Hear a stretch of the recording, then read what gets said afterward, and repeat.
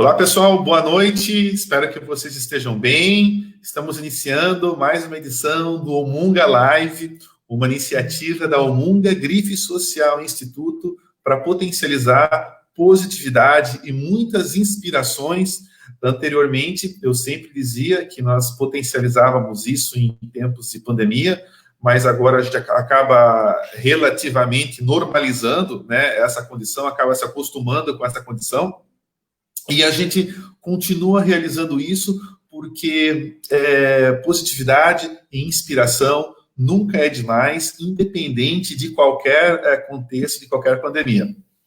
Já estou vendo que já tem pessoas que estão nos acenando, como a Laide Fernandes. Boa noite, Laide, seja bem-vinda. Fabiana Oliveira também.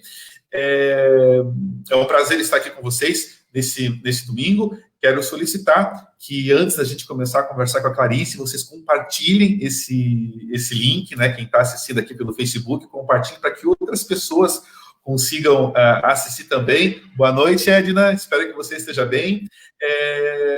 Recomendem para os seus amigos e não se esqueçam que depois que nós terminarmos essa live, nós vamos potencializar também, quer dizer, já vai ficar disponível para as pessoas assistirem ou pelo Facebook ou então pelo YouTube, tá? A gente vai compartilhar os links nas redes sociais. Lembrando que essa quarta-feira tem o Omunga Live também, no próximo domingo também, e eu convido vocês para ficarem sintonizados na nossa comunicação virtual, para vocês saberem a programação, os nossos convidados e assim por diante. Olha só, a Laide Fernandes te dando boa noite, Clarice, deve ser tua fã, hein?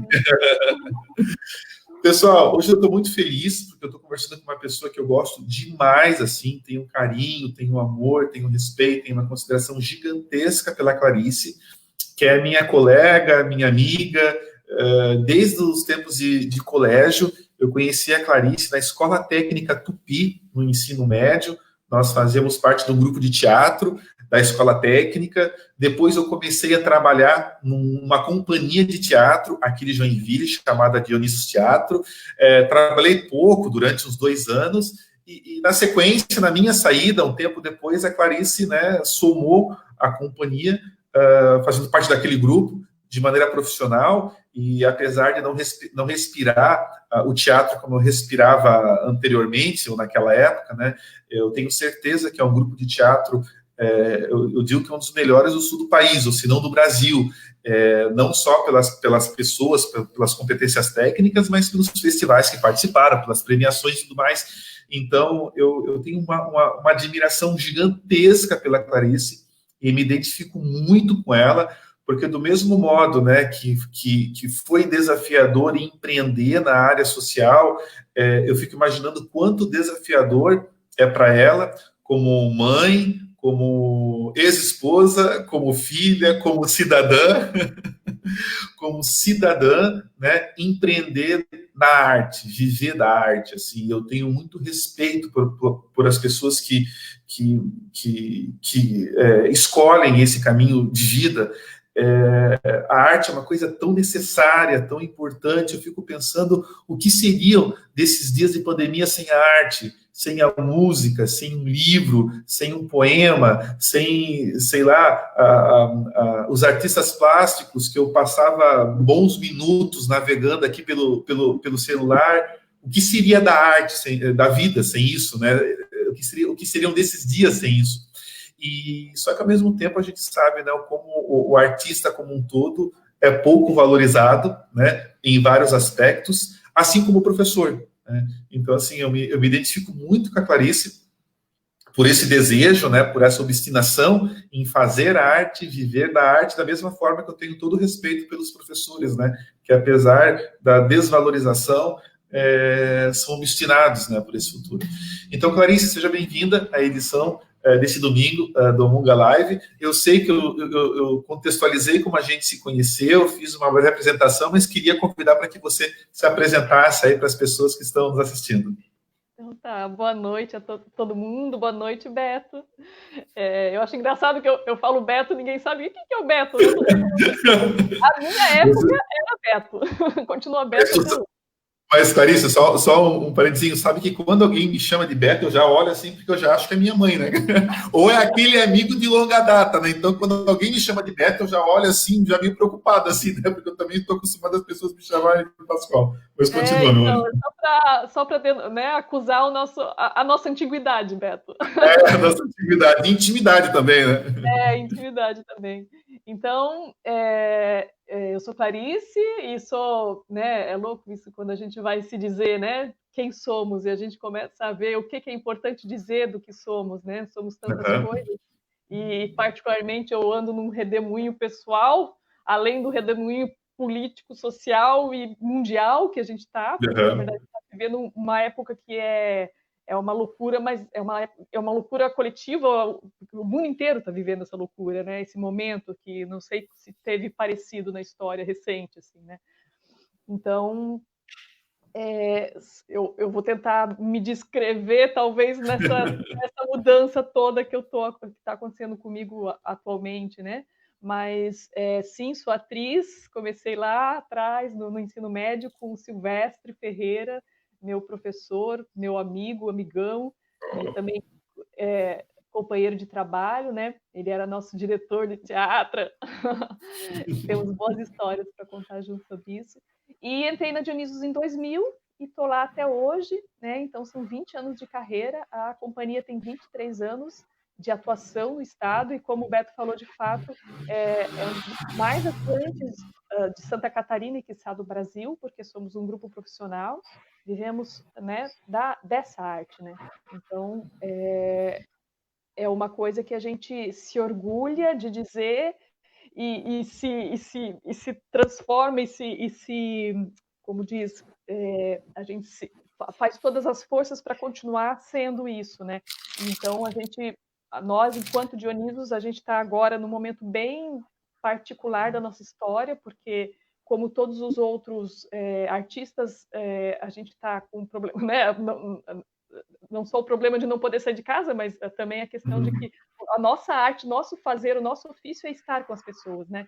Então está tudo paralisado, assim. Então como grupo, a gente tá se reinventando, tanto a nossa organização interna quanto as formas que a gente vai trabalhar daqui para frente, né? Quando que a gente vai poder realmente se reunir novamente juntos para estar fazendo esse trabalho que a gente sempre fez, né? Que a gente faz há muito tempo.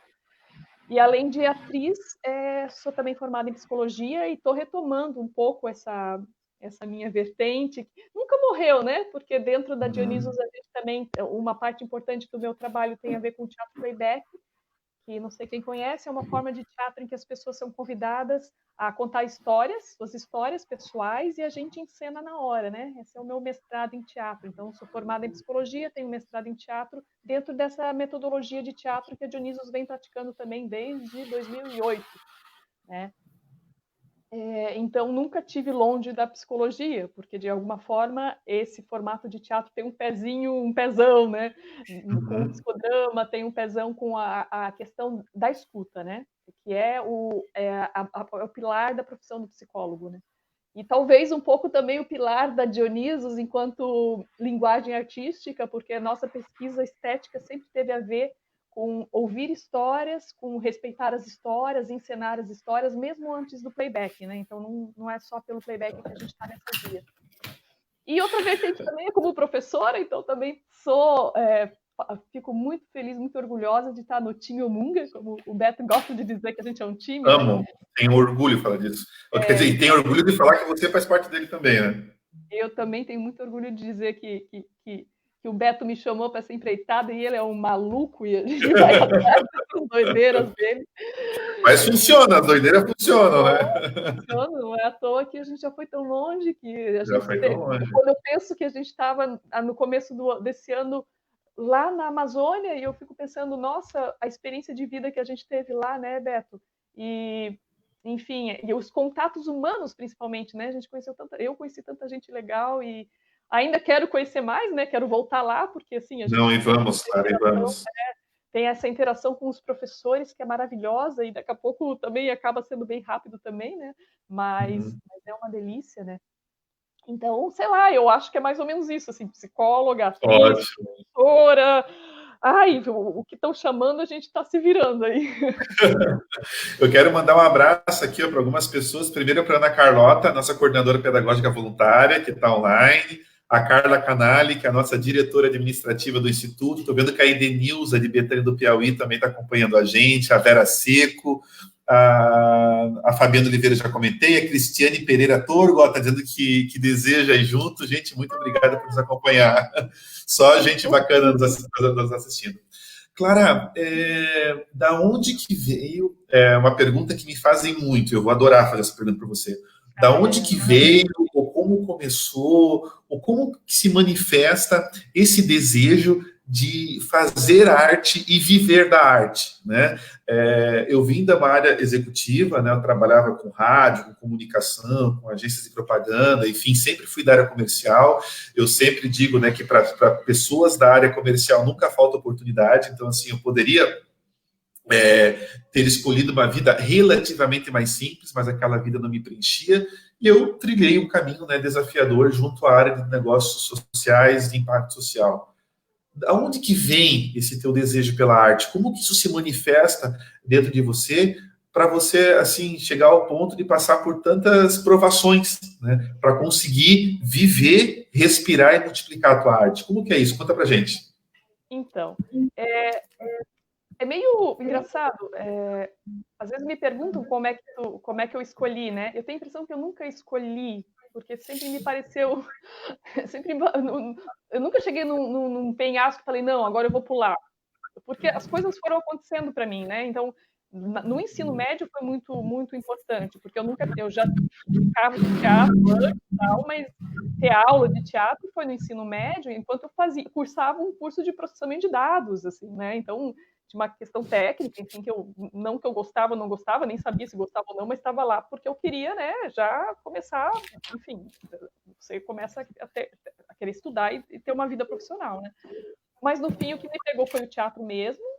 Eu gostei, e daí fui fazer psicologia porque não tinha teatro aqui em Joinville, e daí tinha letras e psicologia. Eu passei em letras e psicologia, daí eu, psicologia, mas era uma coisa meio, né, não sabia, porque a minha cabeça estava no teatro, eu já estava trabalhando na Dionisos Teatro, eu deixei de fazer o meu estágio lá na, sei lá, acho que a DataSul me chamou na época, e eu não fui fazer esse estágio do processamento de dados porque eu já estava, e eu fui indo, sabe? Uma coisa que, claro, né? Eu recebi esse convite de uma companhia de teatro, que não é uma coisa muito fácil, na verdade, né? Que já estava trabalhando profissionalmente, o Silvestre já abrindo várias frentes dentro das empresas aqui em Joinville, né? Então, eu acho que isso possibilitou eu ver isso como um caminho a ser trilhado mesmo. Na verdade, eu fui indo, para ser bem sincera, eu fui indo, assim, fui na onda, porque foram se abrindo e eu fui dizendo sim, que eu podia dizer não, né?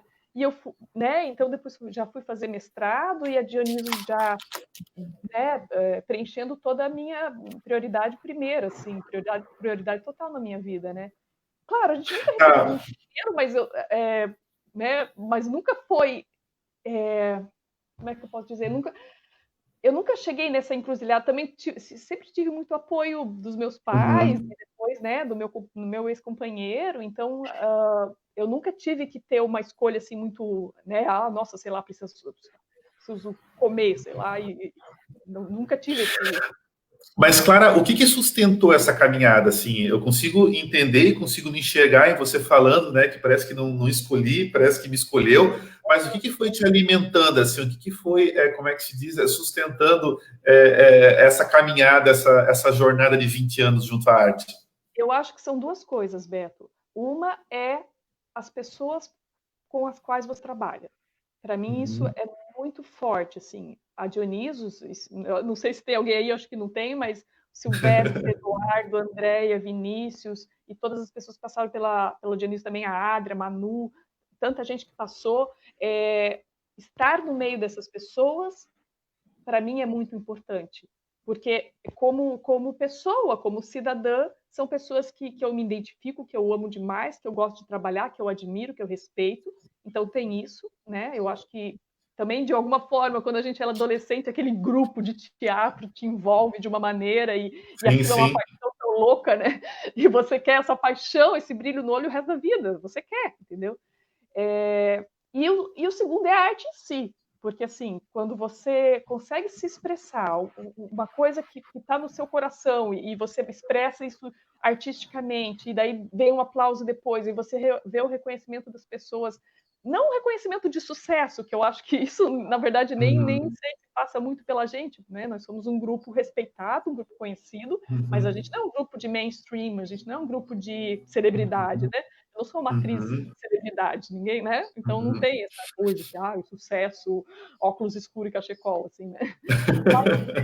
Aquele genuíno do encontro com as pessoas do teatro, quando elas terminam, bate palma, vem me abraçar e falou muito obrigada, porque eu vi isso e eu gostei, e as pessoas se identificam, né? A arte tem esse estalo, parece, é um tipo de um espanto, que você, quando se encontra com uma obra de arte que te emociona, aquilo sempre foi forte. Talvez esse espanto, esse estalo, sempre que eu vi um filme, sempre que eu ouço uma música que me faz chorar, o que eu quero, eu acho que é isso que eu quero fazer na vida. Então, eu brinco que eu sou uma plateia invejosa quando eu vejo uma peça de teatro que eu amo, eu queria estar lá fazendo isso, porque é isso me mexeu tanto, eu gostei tanto que eu queria estar lá fazendo isso, né? Mas é uma inveja boa, não tem problema não. Que legal. Olha, quero mandar um abraço para o Luiz Fernando aí, que está nos cumprimentando também. A Elza sempre presente.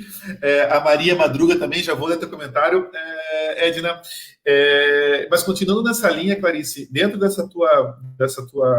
desses 20 anos de área artística, né, você foi uma atriz, né? Quando que você se deparou com esse choque, né, com isso que causou esse impacto dentro daquilo que tu faz? O que foi mais marcante nessa tua trajetória de atriz? Seja uma peça que você fez, seja uma peça que você fez, enfim. Você estava falando da pandemia agora. Não, tá. Então, ai, Beto, são tantas coisas, tantos momentos, assim. Eu acho que cada peça, assim, tem várias... A gente se dedica e entra num mundo... Eu adoro isso, assim, quando a gente vai fazer uma peça, a gente começa a pesquisar alguma coisa, assim, eu adoro essa parte. Adoro de mergulhar e tentar entender e fazer esse exercício da empatia, seja para um personagem, seja para um tema que a gente está trabalhando, né? Eu acho que o Entardecer foi o primeiro trabalho que a gente teve um retorno super... Entardecer é um espetáculo que a gente fez a partir de histórias de idosos, de pessoas velhas, em que a gente imitou o corpo e ouviu muitas histórias e construiu o espetáculo. Então, quando teve a estreia, acabou a peça, eu estava assim, porque era uma coisa muito diferente que a gente estava pesquisando, falando para a gente, né? Eu não tinha noção, assim, um drama, tal. Nossa, as pessoas estavam encantadas né, na época o meu companheiro estava chorando, assim, e eu pensei, nossa, aquilo pegou, sabe? Pegou muito, assim, eu fiquei impressionada, e eu acho que é um espetáculo, até hoje, um espetáculo belíssimo, assim, né? Estou falando dos próprios trabalhos, falando que é belíssimo, mas eu acho que, de fato, é assim. Ele tem um quê de regionalidade, de identidade, mas eu lembro também, esse foi o bichinho que me pegou, eu acho, na Escola Técnica Tupi, quando eu estava lá com os meus 15 anos, e a gente fez os 30 anos de verão.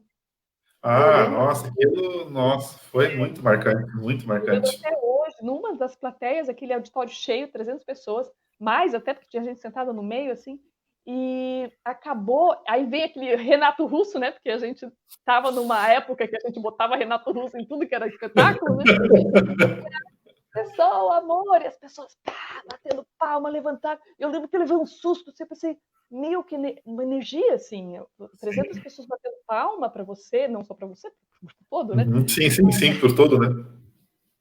Aquilo me marcou demais, assim, demais. E eu acho que, sei lá, você vê essa energia, assim, essa troca, e você pensa, vicia. A gente brinca no teatro que é o bichinho que pica e não vai deixar mais, porque vicia mesmo, assim.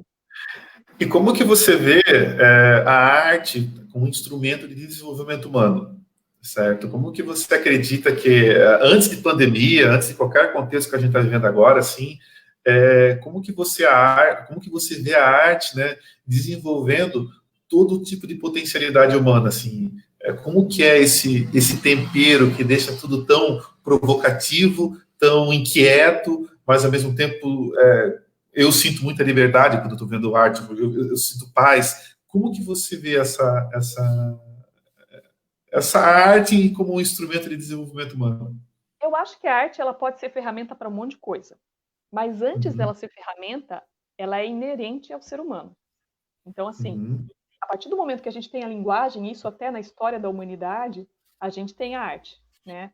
Se você olha também em termos de indivíduo, você olha para uma criança, ela pinta, canta, representa tudo junto ao mesmo tempo, o tempo todo. A minha filha é uma coisa absurda. Ela acorda de manhã representando os Smurfs, ela pinta os Smurfs, ela dança os Smurfs, ela canta os Smurfs, o dia inteiro. Agora na quarentena mesmo, é isso total, assim. Então, então você vê que tá dentro da gente, isso faz parte do que somos, porque somos seres simbólicos, somos seres de sim, linguagem, então somos seres de expressão artística. Isso está dado. Agora, eu gosto muito de uma coisa que o Silvestre, vou citar o Silvestre aqui várias vezes, acho, mas, que o Silvestre fala que teatro, não só teatro, a arte é uma questão de saúde pública, que uhum, quando a gente pensa as coisas integradas, porque elas são integradas, educação, cultura, saúde, é tudo uma coisa só, a gente divide que é para poder trabalhar, mas é uma questão de saúde, de sanidade mental, de bem-estar, de tudo. Então, claro, uma pessoa com fome, ela vai precisar comer, né? É uma necessidade básica da básica, assim. Mas para ela ser gente, além de comer, ela precisa também poder, de alguma forma, se expressar artisticamente ou fruir a arte, né? Então, às vezes a gente acha que é uma coisa muito fora da gente. A gente acha, não, a arte é aquela coisa chiquérrima que está no museu, ou aquele teatro chiquérrimo uhum, que tem que botar uma roupa super mega. uhum. Não, está no dia a dia. Como você falou, que seria da gente nessa quarentena sem uma música para ouvir, sem um livro para ler, sem um filme para ver. A gente estava ferrado, a gente estava tudo louco, tá todo mundo meio maluquinho já, né? Mas ia estar pior, né? Então, eu acho que é inerente. Claro, a gente pode usar como ferramenta, né? Dentro da Uhum. psicologia, a gente tem a arte como ferramenta de diversas formas, né? Dramaterapia, terapia com argila, com pintura, com um monte de coisa, né? Pode ser ferramenta também, né? A gente, né? Mas ela é, antes de tudo, inerente ao ser humano. Ela é uma expressão de nós como seres humanos. A gente virar gente, um de arte. E me desenha o que acontece. Eu sei que parece óbvio, né? Mas eu quero ouvir de ti isso. O que acontece com o ser humano quando ele não tem acesso à arte? Ah, cara, é doença. Eu acho que a pessoa fica doente, assim, não consigo nem pensar como, porque mesmo a pessoa mais marginalizada, mais no fim do marginal do mundo de acesso de tudo, você vai ver pequenas expressões artísticas em todos os lugares. E é uma forma, muitas vezes, até de lidar com esse sofrimento, com essa dor, com essa fome, com essa tudo, também é uma forma de lidar com isso. Então você vai ver em todos os lugares, não sei nem dizer se tem como o ser humano não tá de alguma forma usando isso, né? Se expressando ou fruindo de alguma forma, né? Eu acho, para mim, as pessoas que não se enxergam como seres artísticos ou que não se enxergam, que, né, acham que não faz parte da sua vida, primeiro eles estão enganados porque faz parte de uma forma ou de outra faz parte. Segundo, eu acho muito triste, assim, porque a arte, ela é uma coisa que ela dá possibilidade de olhar o mundo de diversas formas. Cada ser humano é um ser humano, é uma complexidade, é uma configuração imensa. E através dessas configurações imensas, dessas complexidades, a gente consegue ver o mundo através de uma particularidade, né? Então, se você vê aquele quadro, é daquele cara você vê com os olhos dele um pouco o mundo. Olha como o mundo pode ser assim, através de você, né? Através daquele artista. Uhum. Então, é uma forma de, enfim, de lidar com o mundo, com a sociedade, né? A forma como a arte entra na minha vida, desde sempre, Clarice, sempre foi como uma fuga, né? Eu lembro tão bem, Clarice, eu não queria fazer escola técnica Tupi. né? Eu fui porque meu pai mandou. Essa é a verdade. Eu não queria estar lá, não queria ser de lá, não queria que eu já sentia que a minha relação era com as humanas, com ciências humanas, né? Mas ainda ele quis que eu fosse para lá e eu fui, né? Naquela época eu não tinha poder de escolha. E o teatro foi a minha fuga, né? O que me motivava a estar lá era estar lá contigo, né? Primeiro lá aquela peça Espelhos, depois o Auto da Compadecida, o Sonho de uma Noite de Verão eu não participei, mas eu fiquei na equipe técnica, ali, luz e som, na produção, tudo mais e tal, então para mim sempre foi uma fuga. E Clarice, para mim a arte é fuga até hoje, certo? Quando eu quero me desconectar, né, de tudo, eu passo horas vendo arte pelo celular, quadros do Nelson Macamo, por exemplo. É filme, é livro, né, é design, assim, eu gosto um pouquinho de design, entende? Às vezes, né, não tenho feito isso com muita frequência, mas vou ao teatro, ouvir música, né? Tem alguns anos que eu aprendi a ouvir música, né? Ouvir música não como fundo musical, mas música como quem vai ao cinema, né? Que senta aí. Então, para mim, assim, a arte está sempre relacionada assim ao meu momento de aconchego, o meu momento de reflexão, o meu momento em que eu me namoro, né? Que eu fico comigo mesmo. E eu comparo, não sei se é assim com você, eu quero ouvir isso de você, porque como que é de uma pessoa que vive arte, né, se relacionar com ela fora do seu trabalho, né? Nesse ponto eu quero chegar contigo. Mas eu comparo a arte, como leigo, obviamente, como uma contemplação junto à natureza, né?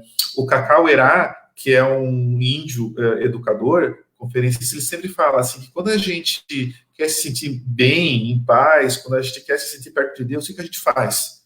A gente vai para uma praia, a gente vai ver o nascer, o pôr do sol, a gente vai para uma cachoeira, a gente vai para o meio do mato, vai para uma fogueira, vai ver se uma lua, né? E a arte, para mim, tem mais ou menos assim um efeito muito parecido, entende? Quando eu quero relaxar, quando eu quero estar em paz, quando eu quero estar presente, quando eu quero contemplar alguma coisa, é assim que funciona para mim. Como que é para você, Clarice, sendo que você trabalha com isso, né? Como que é a tua relação? Daqui a pouco tem alguma outra manifestação artística que eu nem imagino que você contempla? Ou, né, o teatro, estudar atores, diretores, é um hobby? Como que é a tua relação com a arte fora a Clarice atriz? Eu quero só comentar a palavra que você usou. Você falou, é uma fuga. Para mim é um encontro. Eu acho que para você é um encontro também. Também, Assim, comigo mesmo, faz sentido.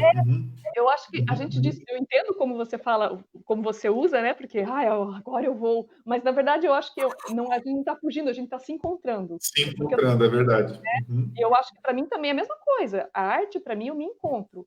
Então, eu brinco que eu trabalho com uma coisa e depois, quando eu vou fazer o hobby, é a mesma coisa. Porque eu com teatro, mas, assim, eu vou sempre ao teatro. Ou cinema. Eu acho que são as duas coisas que mais me pegam, assim, né? Claro que, assim, não é tão a mesma coisa que quando a gente trabalha com teatro, a gente acha, ai, tá sempre lá no palco. Você passa semanas sem botar o pé no palco porque tá lá no computador. Até chegar lá, né, Clarice? Até chegar lá no palco. É coisa, assim, é administrativo, é reunião, é projeto, é chatice, sabe? Patrocínio. Então, nem tudo é tão brilhoso assim, né? Mesmo porque a gente também faz um trabalho que é muito legal também, que é dentro das empresas e tal, mas que não é exatamente aquela, né, aquela obra de arte que a gente pensou, que a gente fez. A gente, às vezes, vai usar realmente como ferramenta bem específica para algum, sei lá, uma CIPAT, segurança no trabalho, algum tema específico que as empresas pedem, né? Então, é uma coisa mais, eu diria, mais burocrática, né? Mas, para mim, é o teatro, é o cinema. Leio também, não tanto quanto gostaria, mas também leio um pouco. Não tanto quanto gostaria, ó, tô vendo, a gente é artista, mas falta tempo para fazer tudo que a gente quer, assim, né?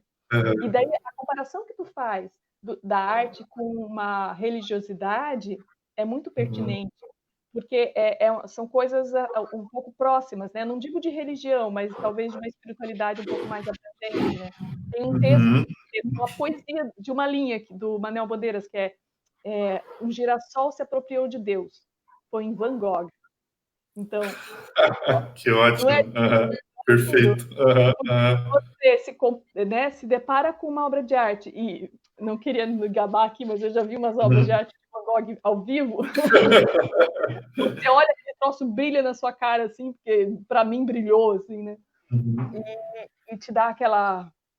Eu não sei, eu não consigo achar palavras, mas eu acho que é sempre um espanto. Eu acho que quando a arte te pega de jeito, ela te espanta. Não por ser exatamente bela. Às vezes é porque é bela, mas às vezes é porque é cruel, ou às vezes porque Espelho demais. espelha de... Enfim, tem diversas coisas que, inclusive, não são explicáveis, porque te abrange como um ser humano, como um ser como todo, assim, né? Você não sabe nem por onde te pegou, mas te pegou aquele, né?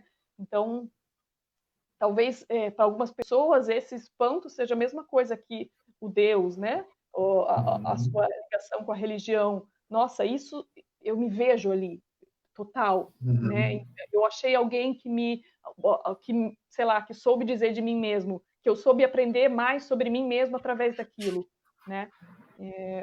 Eu brinco que eu não tenho uma religião, mas para mim o teatro talvez faz um pouco essas partes para mim, assim, né?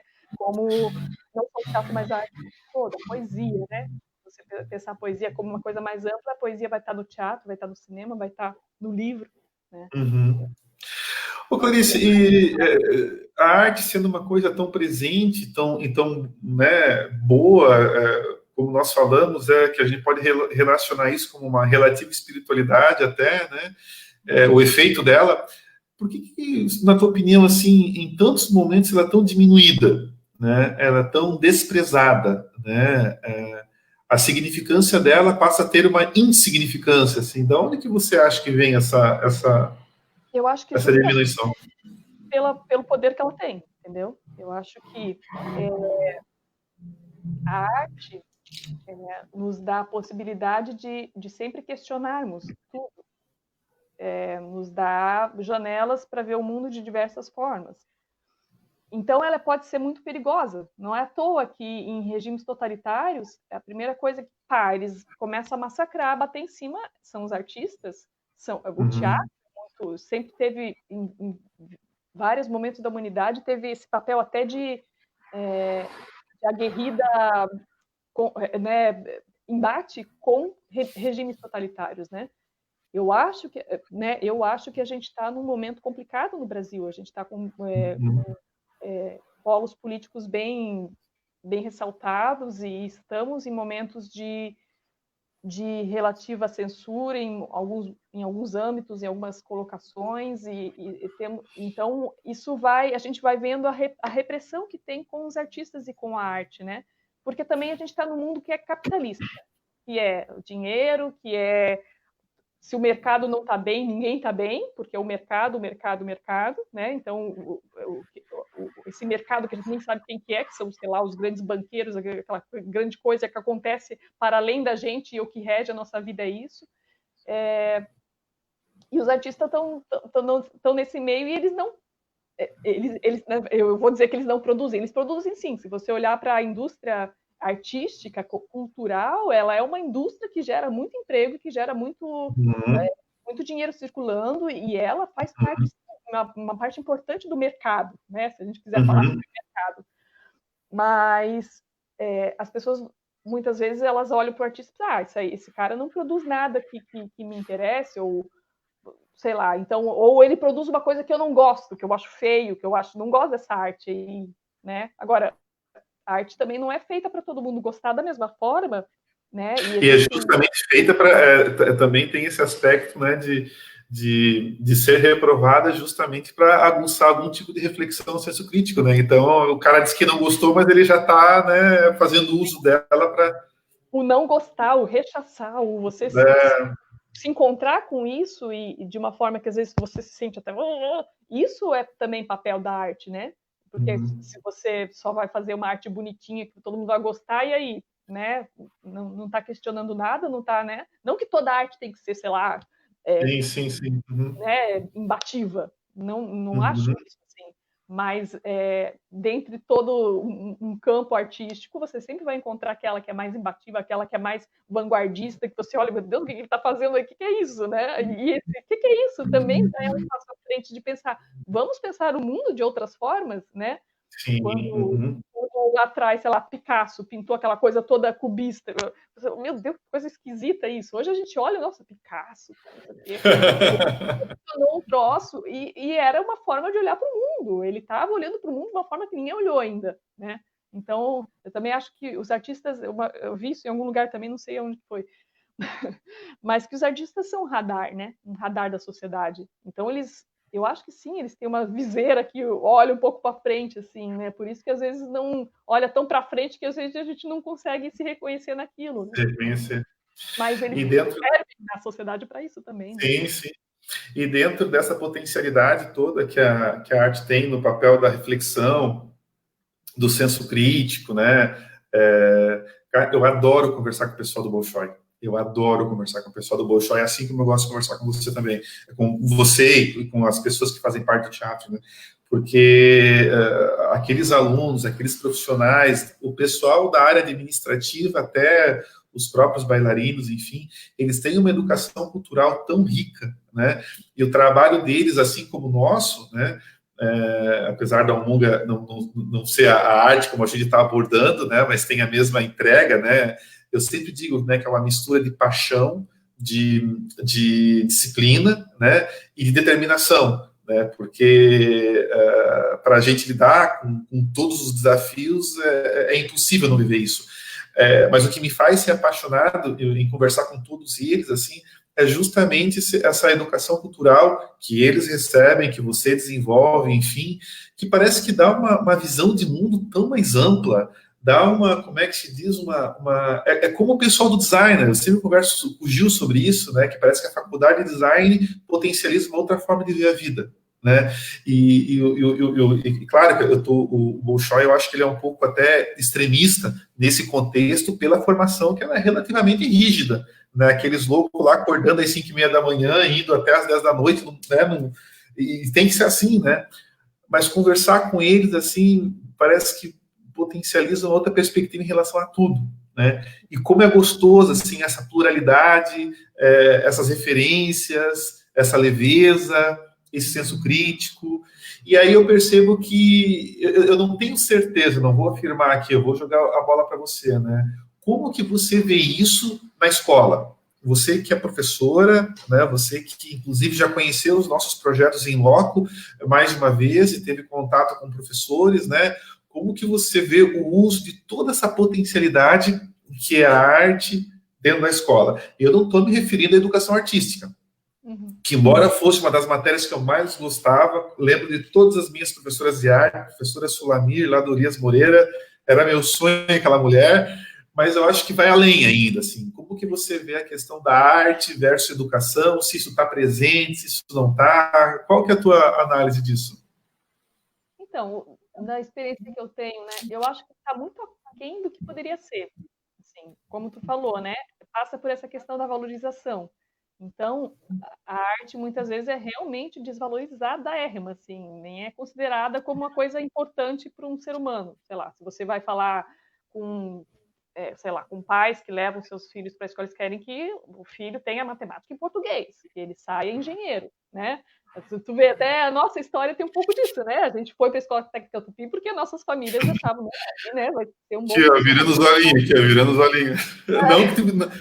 não que seja ruim que não faça parte, tá, mas pelo amor, né? Mas, a arte está sempre para baixo, né? Sempre é uma coisa supérflua, acessória, só para se divertir, para dar um relax, não sei o quê. Qualquer um pode dar aula de artes, qualquer um pode dar aula de teatro, pega ali qualquer coisa, né?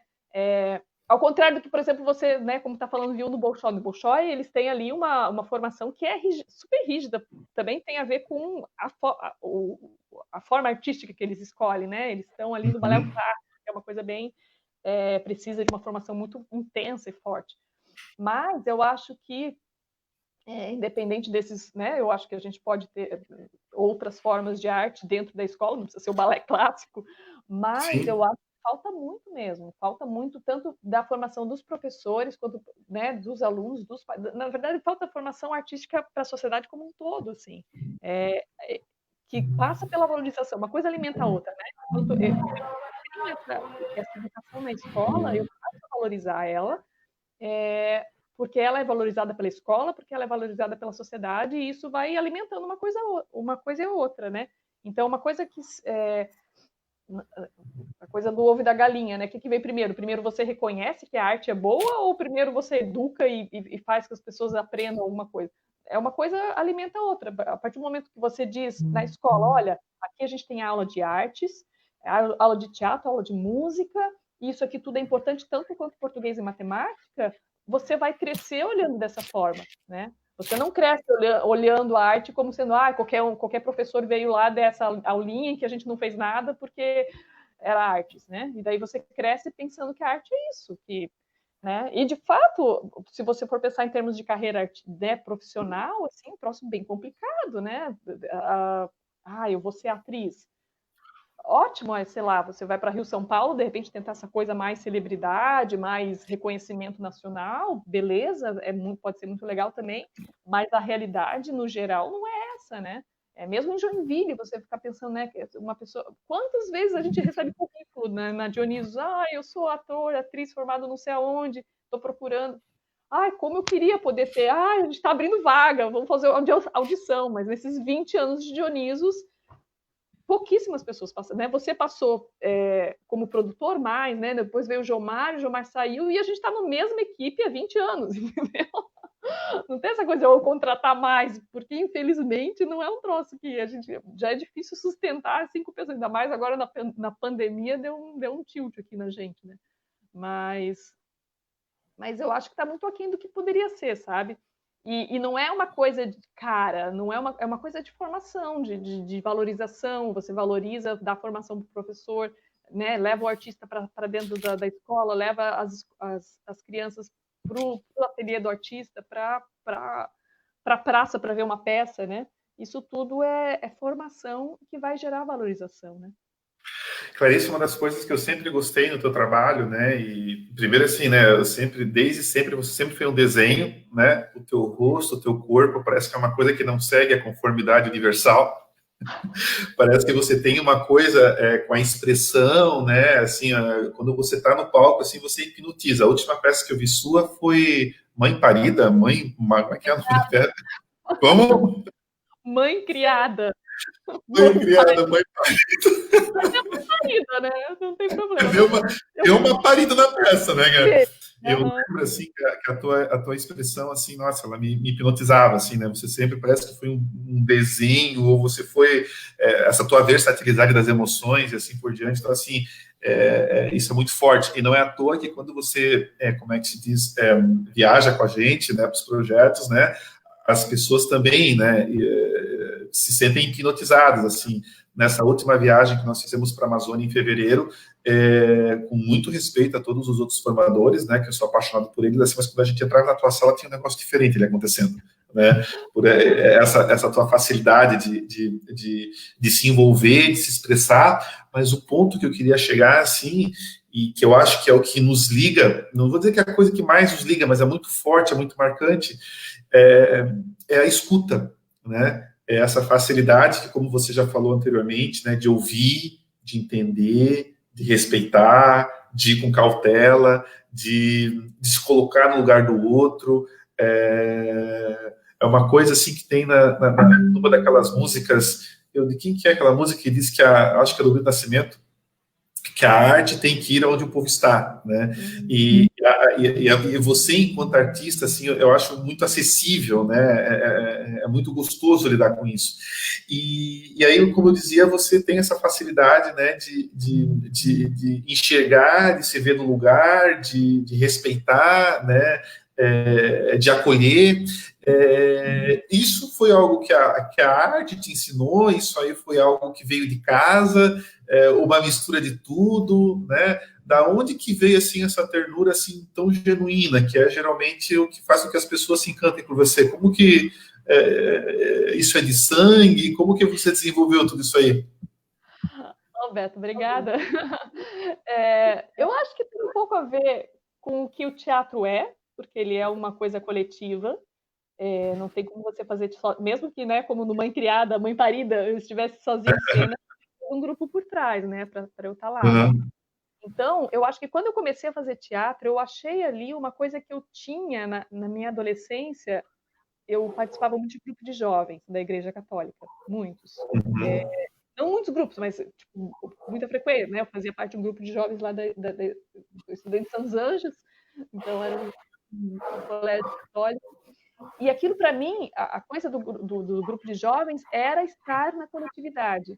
E aquilo era muito ressaltado, de estar com o grupo, de estar com os amigos. E daí, quando eu cheguei no teatro, tinha isso, aquela tribo, né? Que eu acho que tem a ver também com a formação que o Silvestre nos passou, porque ele Uhum. construía, né? Ele buscava construir essa coisa de grupo mesmo. Então, eu achei no teatro a forma de ser grupo, a forma de ser coletivo, novamente, que eu já tinha lá do grupo de jovens. Uhum.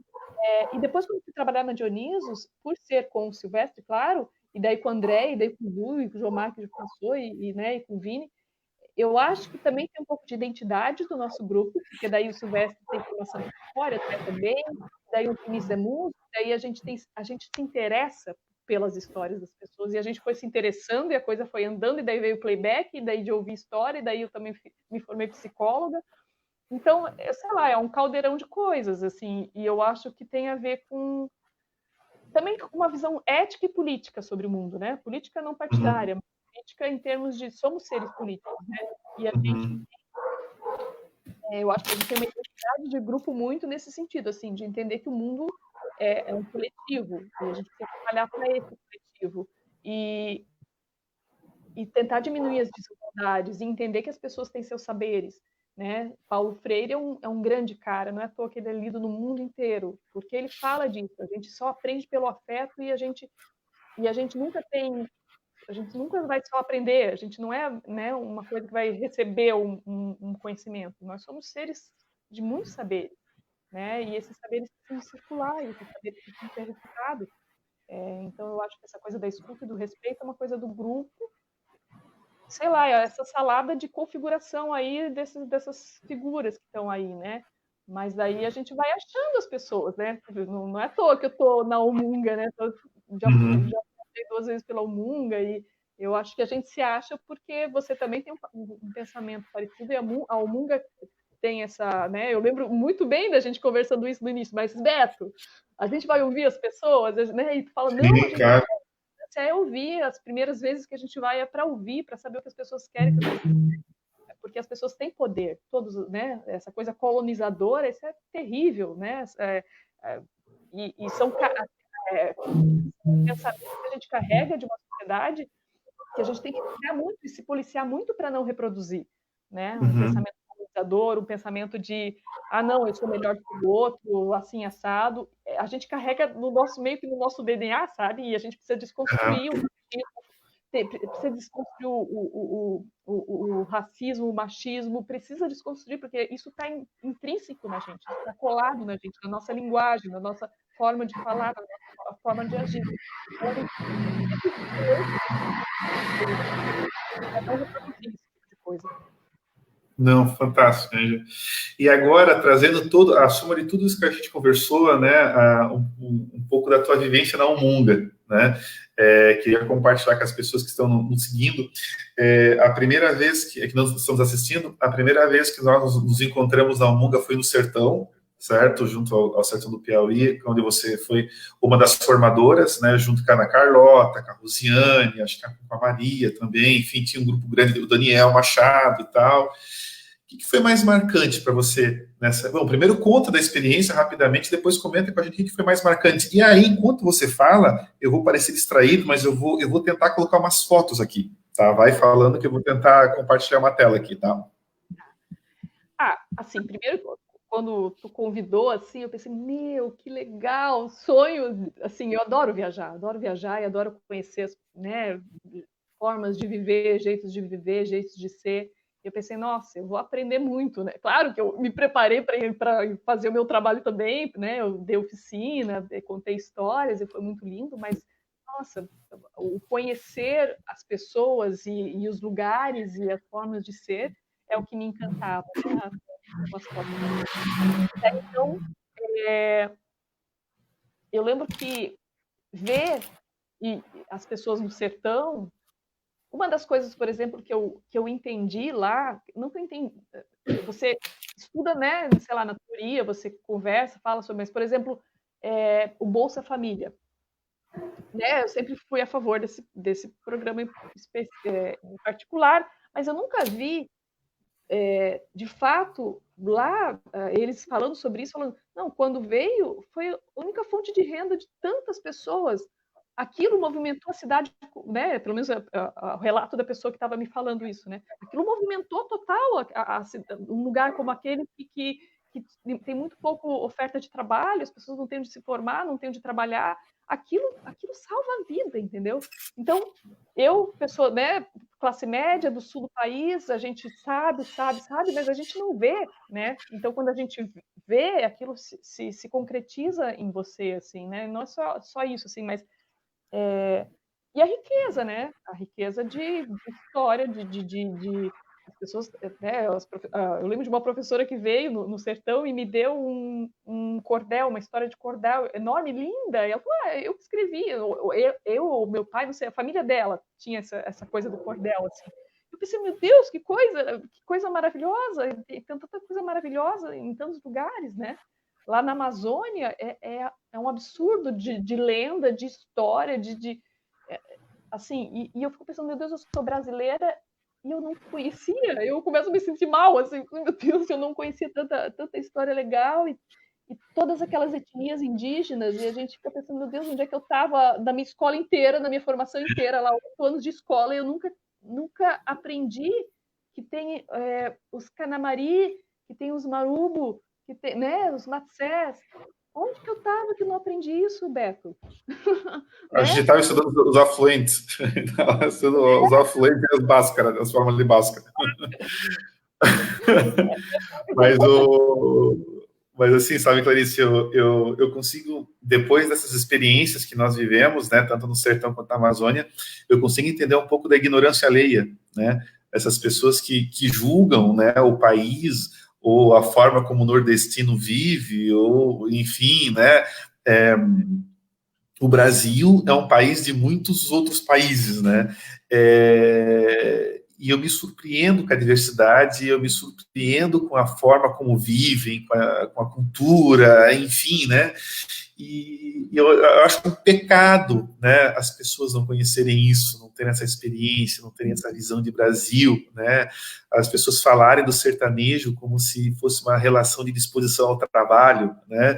As pessoas falarem dos índios como se não fizessem nada. Gente, pelo amor de Deus, cara, assim, aquilo assim é uma riqueza.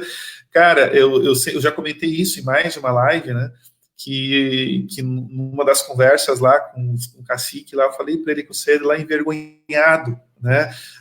Porque se fossem receber, como é que se diz, um integrante daquela aldeia, da minha aldeia aqui em Joinville, eu tenho certeza que as pessoas não iam ser tão bem tratadas, tão bem recebidas, com toda dignidade. E não é porque a gente é de fora, a gente é branca, é mais importante, é melhor. É porque a gente é o ser humano que faz parte do mesmo mundo. Eu nunca vou esquecer, Clarice, quando a gente pisou naquela aldeia, a primeira coisa que eles vieram fazer foi pintar o nosso rosto para que nós percebêssemos que nós somos o mesmo, que nós somos um só, que nós somos um deles. E não que existe essa coisa, né? Não, eu de fora, é importante. Não, né? A gente era um só. Clarice, lá do sertão, uma coisa, você comentou a questão do cordel agora, mas tem alguma coisa mais marcante que tenha sido para você, junto aquelas histórias, junto àquela geografia, junto àqueles professores? Eu não sei se você já tinha vivenciado um contexto daquele nas tuas andanças aí por apresentações. O que foi mais marcante naquela primeira viagem junto ao projeto Escola do Sertão? Eu já tive muita experiência, porque assim, na Dionísios a gente já fez muito cidade pequena, muito, a gente já viajou muito, assim, né? A gente é muito mais um grupo de cidade pequena do que cidade grande, né? Então a gente já teve... Mas eu nunca fui para um lugar em que o acesso fosse tão, assim, complicado, eu acho, né? Eu lembro que a gente viajou, assim, horas a fio numa estrada complicada e precisava de caminhonete não sei o quê, ficava na estrada, quebrava tudo. né? Então teve essa coisa. Mas assim, uma comida riquíssima. E as pessoas, né? Todas tão solícitas e tão abertas para estar com a gente, assim, né? Ah, foi uma experiência bem diferente, assim, porque eu nunca também tinha ido nunca tinha ido para o Nordeste. A gente nunca tinha ido para o Uhum. Nordeste. Eu nunca fui para o sertão. Então, eu acho que ver a forma que as pessoas né, vivem, assim, com bem menos, né? Bem menos. A gente acha que tanta coisa tão essencial, mas você vê, né? Acho que a gente não tem que romantizar nem pobreza, não é? Mas eu acho que é Uhum. olhar para essas formas de viver e ver que é possível fazer diferente, né? Uhum. Porque, como diz, né, a gente só os Estados Unidos, enquanto consumo, já consome um mundo e meio todo ano, eu acho, sei lá, tem uma contagem aí que eu não. Mas é um troço absurdo, tipo, você consome muito mais do que o mundo dá conta. E a gente também está meio nessa, né? Nós aqui, a classe média, sul do Brasil, a gente consome, nós somos consumidores. Então, talvez essa coisa de você estar num lugar muito mais essencial, muito mais que não tem tantos recursos, você pisa no chão e é isso. Você tem que pisar no chão e comer o que tem lá, entendeu? De novo, não quero romantizar. Eu acho que as pessoas têm que ser, né, elas podem escolher quando você realmente tem possibilidade de escolha, né? Não quando Aham. você não tem nada para escolher. Eu acho que as pessoas têm que ter possibilidade de escolha. Mas existem coisas muito importantes que a gente precisa aprender, tanto no sertão quanto na Amazônia, né, principalmente com a população indígena, a forma de estar no mundo, a forma de tratar o mundo, a forma de pensar que é tudo muito. Somos todos a mesma coisa, a gente não tem. O mundo não tem de jogar fora, não tem, né? Não tem esse fora do mundo. A epidemia também, né? Essa epidemia também está nos dizendo: olha só como somos todos iguais, essa porcaria desse vírus vai entrar em qualquer um. Claro que as pessoas que têm dinheiro vão ter muito mais chance de se proteger, né? E quem não tem dinheiro não tem. Mas se todo mundo que for pobre pegar, sim, os ricos também vão pegar, porque daí não E vão tem como. pegar. Então, Claro. respiramos todos o mesmo ar, a gente precisa começar a aprender isso, precisa. E eu acho que essas viagens são ótimas, porque a gente vai pisando no chão e vai aprendendo algumas coisas. O que é mais marcante no sertão, além das crianças em si, que eu sou apaixonado por todas elas, né? Você me viu em campo e vê como eu fico emocionado quando eu estou lá, é a esperança daquele povo. Que a gente vai na casa daquele povo sem comida, sem água, sem TV, sem luz, sem nada, mas o cara tá com um sorriso enorme no rosto, dizendo que se Deus quiser, tudo vai melhorar. Eu digo, meu Deus, cara. O que eu penso é uma coisa, né? Mas a esperança, a felicidade, a fé que aquele povo tem, assim, é uma coisa que é impressionante mesmo. Ó, o Marcelo Alexandre está comentando: Clarice, sou pai e tenho uma pergunta para você. Você acha recomendável brincar das nossas brincadeiras como montinho e ovada com nossos filhos para distraí-los e mostrar uma outra realidade? Eu desconectei totalmente. Montinho e ovada? Pois é, o que tu quer dizer com montinho e ovada, Marcelo Alexandre? Eu também não entendi. Você acha recomendável brincar das nossas brincadeiras, né, como montinho e ovada com nossos filhos para distraí-los e mostrar uma outra realidade? Eu vou Montinho e partir do ovada, não? pressuposto que são brincadeiras que você fazia quando era criança. Se for isso, Isso, né? eu não sei. Depois tu explica aí pra gente, escreve aí pra gente quais são essas brincadeiras de montinho e ovada, que eu não sei, deve ter outro nome por aqui, talvez. Mas, se for isso, eu acho maravilhoso. Porque assim, você sentar no chão e brincar com seu filho é uma coisa incrível. Assim, né, minha filha tem 3 anos, ela não desgruda de mim, assim, ela quer brincar, ainda mais nessa pandemia, 24 horas, ela acorda como Smurfette, vai dormir como Smurfette, ela entra no banho, ela quer ser fominha, sei lá, o tempo todo, para mim, eu particularmente, uma hora eu tô cansada, assim, mas é maravilhoso você ter esse tempo de qualidade, que você olha realmente pro seu filho e ele vê que você está dando importância para aquilo. Porque o brincar da criança é tudo na vida da criança, né? Tipo, claro, primeiro precisa dar comida, mas depois a criança precisa brincar. Brincar é o jeito dela se aprender a estar no mundo. Então, além da criança aprender uma brincadeira nova aí, que esse montinho ovado deve ser legal, não sei, mas ela também se sente amada e ela também se sente valorizada e olhada, principalmente, né, pelos adultos que estão perto dela. Então, esse tempo que às vezes é cansativo um pouco, mas é super importante. Eu li agora há pouco, antes de começar essa live, um texto que eu não consegui checar certinho, mas parece que é do Gregório do Vivier, e ele falou que ele está cansado, né? Essa coisa de cansa brincar com a criança, tal, ainda mais, né, ficar confinado assim. Mas ele falou que foi duro ver a filha dele, pedindo para ir para a praia. Daí ele resolveu que o tapete era a praia. Então ele falou que todo dia de manhã eles vão para a praia. Então ela pega o cadeirinho, ela pega, sei lá, e sentam e o tapete é a praia. Daí eles nadam, daí eles não sei o quê. Aí ele falou: olha, é cansativo, eu queria de repente estar lendo minhas coisas, vendo meus vídeos, mas em que momento da sua vida aquele tapete ia ser tão transformador? Em que vida você ia ter um tapete com tanta significância, né? Com tantos significados, né? Então, aquilo já... ele falou, né, ela é uma criancinha, boa parte da vida dela pode-se dizer que já estava na pandemia. Quando sair lá fora, sei lá o que vai ser o mar para ela, mas o tapete virou uma coisa... E tantas outras coisas da casa, né? Aqui é parecido, aqui, né? Minha filha, como, né, eu tô separada, então ela fica 2 dias com o pai, 2 dias comigo. Os 2 dias comigo é assim, aqui, ó, 24 horas, né? Mas eu acho que eu não vou me arrepender, porque eu tô criando um laço com ela, alguma coisa incrível, daqui a pouco não vai mais querer estar brincando comigo, mas para eles é fantástico, né? Fantástico. Legal. Deixa eu mandar um abraço para mais algumas pessoas aqui. A dona Albertina Pravato Vicente, mãe do Gil, acabou de entrar, mandando um beijo para gente. Que legal, que bacana. Ana Carlota participando. A gente vê que precisamos ser um pouco mais felizes. É fundamental que as escolas priorizem a arte em seus currículos. Precisamos aprimorar a sensibilidade das crianças e dos jovens. Aí, Denilza comentando, belíssima arte. A arte é alimento para a alma, bastantes comentários legais. E agora sim, eu vou tentar, para a gente falar um pouquinho da Amazônia e ir para os finalmente da nossa live, eu vou compartilhar aqui algumas fotos, tá? Eu quero ver se vai dar certo. Vocês podem comentar comigo se está aparecendo. Ah, meu Deus do céu, calma aí. Aqui, pronto. Será que a galera está conseguindo ver aí? Será? Tá aparecendo a foto para você? Para mim tá. Pequenininho.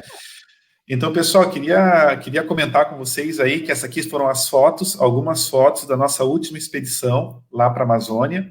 Essa aqui é toda a nossa equipe que esteve presente, são formadores, fotógrafos, produtores de vídeo, contador de história, profissional de storytelling, produtora executiva, Ana Carlota, que é a nossa coordenadora pedagógica voluntária, e um pouquinho de toda essa energia que a gente recebeu de Atalaia do Norte, uma das cidades mais longínquas do Brasil, e fica no interior da Amazônia, como falamos, na divisa com o Peru.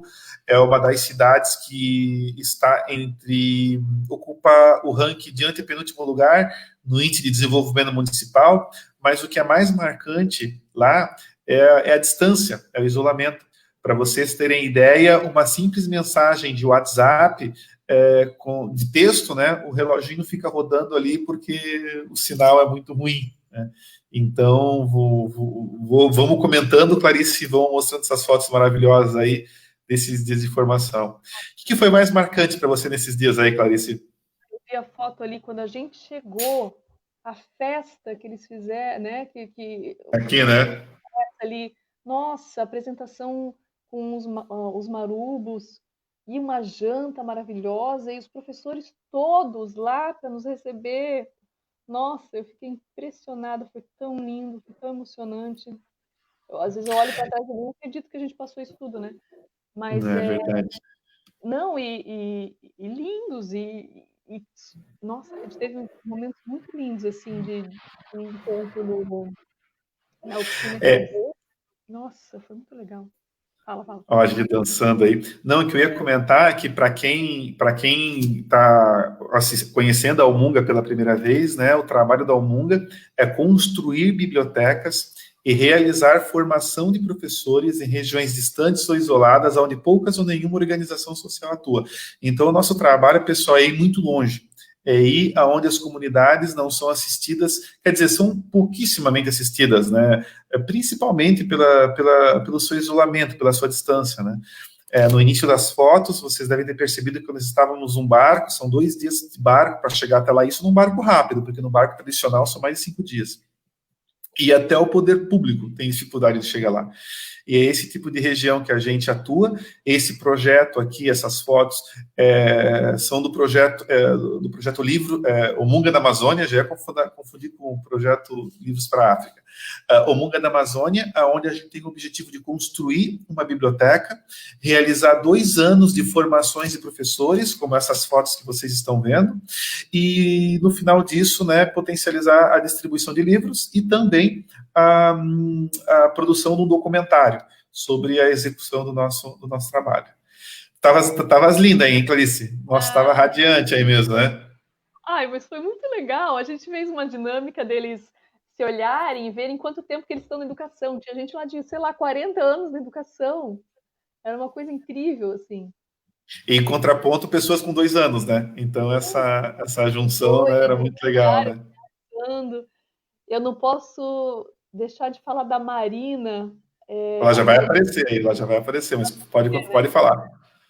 Tanta gente legal, assim, mas a Marina foi legal porque a gente procurou ela para perguntar sobre as etnias, né? Ela é da Matsé, né? E acho que é Matsé, meu Deus, agora já troquei, espero que não esteja trocando, mas acho que é ela Matsé. E a gente conversou muito sobre as etnias indígenas que tem, né? As principais que tem ali. E, nossa, foi uma aula, como eu falei, né? Uma aula que por que eu nunca tive essa aula na minha vida, né? Por que no índio a gente botava aqueles cocar nada a ver e pintava a cara sem saber, né? Cada etnia é um universo de cultura, de história, de lenda, de pintura, de tudo. Então, são vários universos maravilhosos, assim. E como que tem tanta coisa linda e a gente não conhece? Ai, é indignante. Mas que bom Pessoal, que a gente use as nossas ferramentas de internet, de coisa, para que a gente possa fazer a coisa legal, né? Informação boa, de conseguir se trocar e crescer todo mundo no seu caminho, assim, né? Exatamente. Pessoal, como vocês estão vendo nas fotos aí, foram vários formadores, tá? A Clarice foi um deles, né? Todas essas pessoas que estão com a camiseta de Almunga aí são pessoas que fizeram parte dessa expedição. Então, essa formação teve como objetivo potencializar escuta com esses professores, né? Todas as pessoas que vocês viram são professores, e junto com eles nós estávamos dando um norte para as questões pedagógicas, tá? Para as questões de formação que vão acontecer nos próximos 2 anos. E aí nós tivemos também um período muito rico para se integrar com a comunidade, captar imagens para as campanhas publicitárias, assim por diante.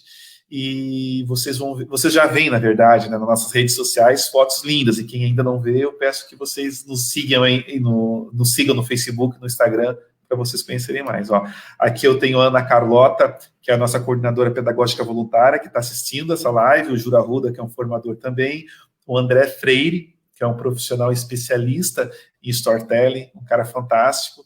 Então, uma equipe altamente qualificada. O André, próximo do cabelinho branco, é o André Freire. Desculpa, o do cabelo branco é o André Freire, e do lado é o Anderson, né, que é um produtor de audiovisual que foi trabalhar escuta para as novas tecnologias. Ai, que legal. Lembra desse senhor aí? Ele está vendo um livro?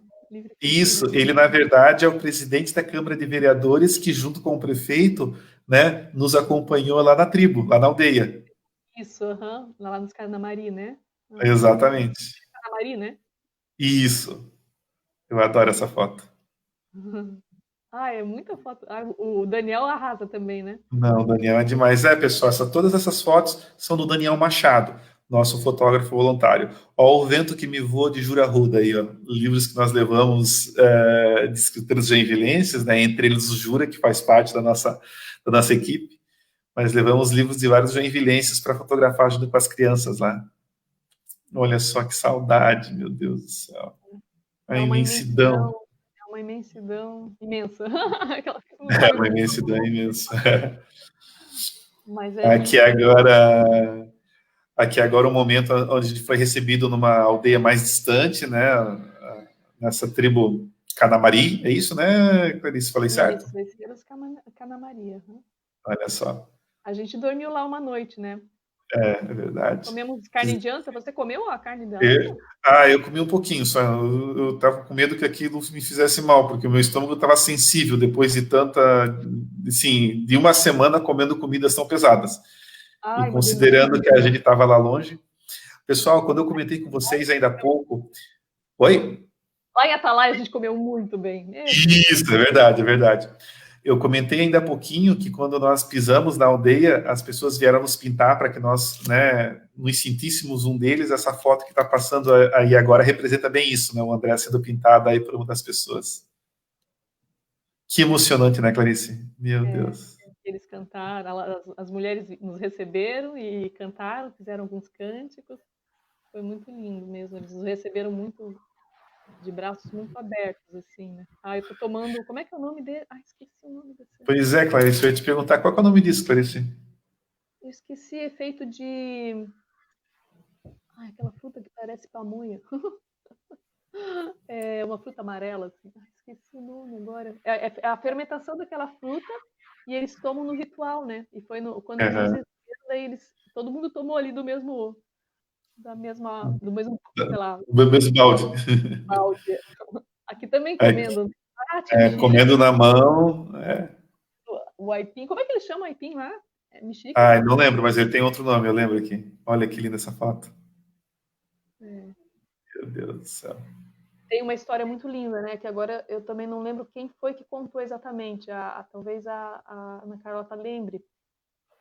Que para mim foi muito marcante como mãe, porque eles estavam falando da história de uma tribo, que é a tribo... geralmente as tribos fazem as suas aldeias perto do rio, né?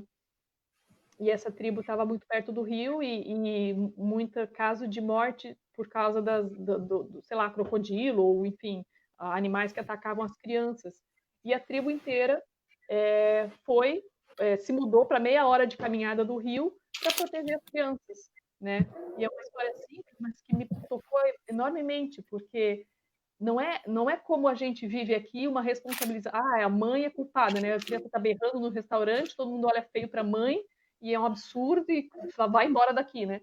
E tem até os movimentos de child free, né? Sei lá, lugar que não pode entrar criança. Mas, né? Que sociedade que a gente vive em que a gente não consegue respeitar as diferenças dos seres humanos e não consegue respeitar as diferenças e necessidades específicas das crianças, por exemplo, né? E a gente olha para essa aldeia inteira, sai do lugar que é para proteger as crianças, né? Então, olha quanta coisa que a gente precisa aprender. Mas é isso, Clarice, assim, ó, é bem coisa do desenvolvimento humano mesmo, aprendizado, porque, Clarice, eu me arrependo de tantas coisas que eu já falei, Clarice. No passado, assim, antes de ter contato com tudo isso, de conhecer essas realidades, eu digo, meu Deus, como é que conseguia ter essa percepção em relação às pessoas, à vida, à diferença, assim, sabe? Eu fico pensando assim, meu Deus, quantas pessoas, né, devem me achar uma pessoa péssima por uma besteira que eu falei lá, mas por ignorância e não por maldade, entende? Sim. Então não, é realmente aberto para aprender e para sei lá, para conseguir reconhecer um mundo melhor, né? A gente exatamente. Quando eu digo que o machismo, que o racismo é uma coisa estrutural, é isso, tá? Nossa, eu preciso lutar diariamente para não reproduzir essas coisas. Eu também. Exatamente. Pessoal, eu queria mandar um abraço para a Tatiane Gesser, que está acompanhando. Como eu já falei, a Dona Tina. A Ana Carlota é apaixonada, dizendo que está cheia de saudades aí por conta das fotos. A Eliane Jundi, é Jundi mesmo, Eliane? Me perdoa se eu falei teu sobrenome errado. Boa noite para vocês, querido. Sou pedagoga, conheci o trabalho de vocês no programa do Caldeirão do Hulk. Vocês são incríveis e guerreiros. Parabéns, muito obrigado, meu anjo. O Edjânio, mais uma vez presente com a gente. A Daliane, A Ana Carlota está enlouquecida, aí que fotos lindas, tá toda emocionada.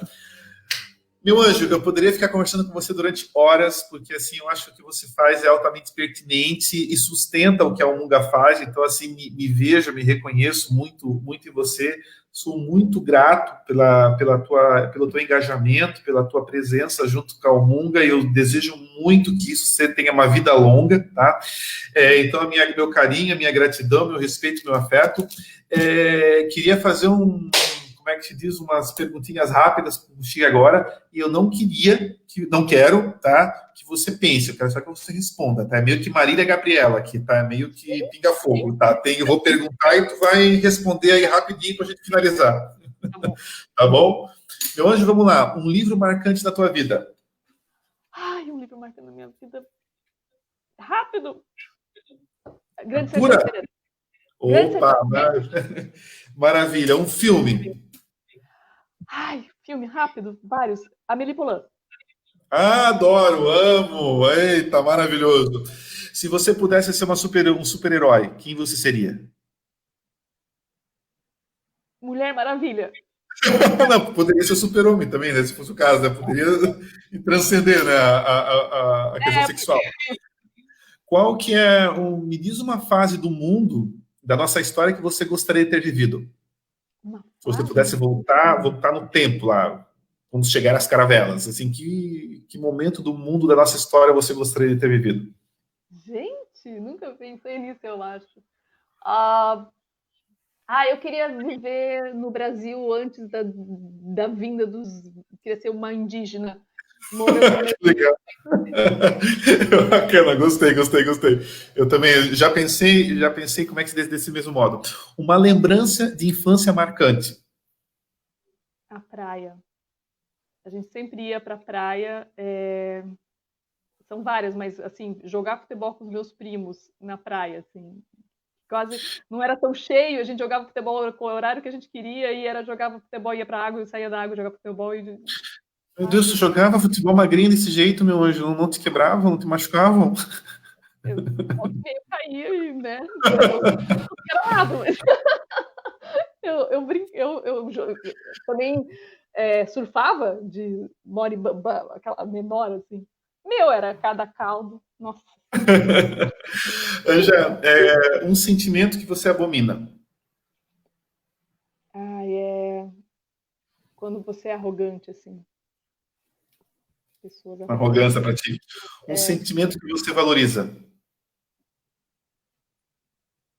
Compreensão é um sentimento? Não, quando você... Mas pode ser um comportamento também, né? O que realmente importa, Clarice?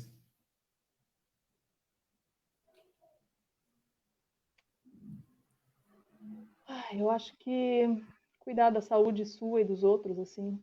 E saúde, que eu digo, é uma coisa mais abrangente, né? Mental, física. O que é Deus para você? Acho que é aquele espanto da arte. Boa, como é que se diz? Boa resposta. E no dia a dia, você já respondeu essa pergunta, mas vou te perguntar de novo, porque quem sabe vem alguma coisa diferente. E como que isso se manifesta? Como que Deus se manifesta no teu dia a dia? Tu tem algum ritual? Tu tem algum momento? Ou é arte por si só?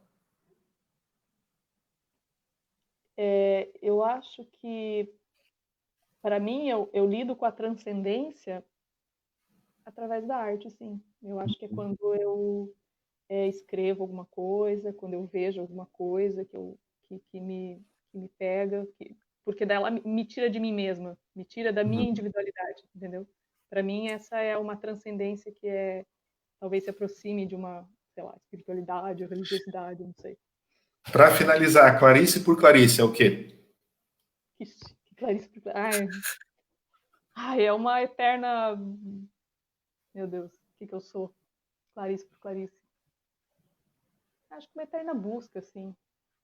E querer ver as coisas, e querer descobrir, querer conhecer, e querer viver, assim. Ai, que coisa difícil, meu Deus. Clarice, não, mas foi ótimo. Clarice, muito obrigado pelo teu tempo, né? Parabéns pela pessoa que você é e você se torna a cada dia. Mais uma vez, muito orgulho em ter você no time. Desejo que muitas outras viagens, expedições aconteçam, né? Que você continue presente no nosso time. Que mesmo nesse momento difícil, né? Essa questão da arte esteja cada vez mais viva dentro de você, porque o mundo precisa de mais pessoas como você, né? Que respirem a arte, que promovam a arte, compartilhem. Mais uma vez, né, a arte tem que ir aonde o povo está, né, e como você falou, vocês da Dionisos têm essa vocação. O objetivo dessas lives não é fazer jabá, mas eu sou obrigado a comentar que, além de tudo, a Clarice também é psicóloga e está fazendo consultas aí, né, Clarice, virtuais, nesses dias de pandemia. Então, assim, ó, por meio das nossas redes sociais, quem tiver curiosidade, interesse, querer conversar mais com a Clarice, manda um direct, manda ali uma mensagem pelo Instagram, manda um e-mail por meio do site da Almonga para que a gente consiga criar essa ponte entre vocês. Quero agradecer, foi 1h20 de live, geralmente é 1 hora, mas o papo estava tão bom que a gente seguiu, né, em frente. Lembrar que na próxima quarta-feira tem live, domingo também. Se você gostou, por favor, compartilha, recomenda. Se você se apaixonou pela Almonga, entra no site, compra, doa, assina, para que a gente consiga continuar com esse trabalho fantástico. E quero te convidar, Clarice, para fazer as palavras finais. É você que vai encerrar aí a nossa live. Pessoal, muito obrigado, tá? Mesmo, não deixe de acompanhar. E mais uma vez, né? Compre, doe, assine, porque a gente precisa levar a educação para essas regiões mais distantes, mais vulneráveis do Brasil e do mundo, porque a educação é um direito de todos. E quando a gente fala todos, tem que ter alguém que se preocupe com essas regiões mais distantes, e somos nós. Então, vem com a gente e continue nos acompanhando. Clarice, está contigo. Agradecer muito quem está aí assistindo a gente. Beto, demais. Eu sempre falo, Beto é louco. Obrigada mesmo por me convidar, por acreditar no meu trabalho, por me chamar para essas suas loucuras, que eu adoro uma loucura. Então, obrigada a quem está assistindo, né, e é isso, né, quem também puder vir contribuir a divulgar o trabalho da Almonga. A gente faz um trabalho bem, parece que não é, mas é bem sério, então provar que ela bota todo mundo no eixo. Muito obrigada mesmo, obrigada pelo carinho, por estar junto, é isso aí. Maravilha. Uma palavrinha de motivação para a galera aí, nesses dias aí, Clarice. Ai, gente, uma hora acaba. Vai passar, acaba, né? Vai passar e a gente vai poder valorizar muito mais um abraço, né? Eu tenho uma saudade de abraçar o povo por aí. Então, eu acho que a gente precisa se olhar com mais carinho enquanto coletivos, enquanto mundo, enquanto unidade, né? Para que a gente saia disso melhor, né? Para que a gente possa aprender com essa dificuldade. Porque sair pior ou sair igual não vale a pena. Então, vamos sair melhor. Maravilha. Gente, mais uma vez, muito obrigado. Boa noite para vocês. Desejo uma semana cheia de paz, de amor, uma sensação inquestionável de liberdade e plenitude para que a gente consiga, né, fazer uma semana maravilhosa, cheia de trabalho, cheia de abundância, cheia de amor, só de coisas positivas. Clarice, um grande beijo. Se Deus quiser, muito em breve, até um papo de boteco, né? Até a gente conseguir se confraternizar mais uma vez. E, pessoal, mais uma vez, continue nos acompanhando e muito obrigado por ter ficado com a gente, tá bom? Um grande beijo, pessoal, e até a próxima. Valeu!